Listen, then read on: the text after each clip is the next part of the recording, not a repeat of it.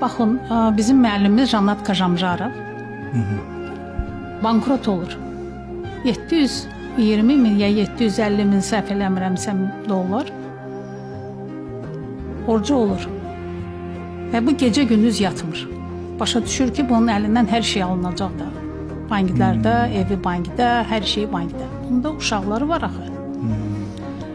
Gəlir yoldaşına deyir ki, Saule, gəl səninlə fiktivni boşanaq, yalanla. Heç olmasa ev eşi uşaqlara qalsın. Mən indi kişi xeylağıyam da, basarlar, neyniyərlər.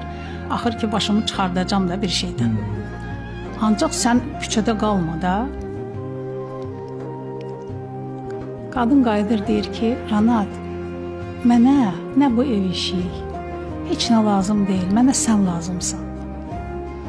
Mənim yanımda ol və hər şey yaxşı olacaq. Nə gözəl. Bir dənə deyir, onun sözü ilə deyir, elə bildim ki, bütün borclarımı da vermişəm. Heç kimə heç bir şeyim boy yoxdur, 2 sutka düz yatmışam. 2 sutka gecə gündüz mənə dedilər, onun hamıya deyib ki, əl vurmayın atoza. O neçə gecədə yatmır.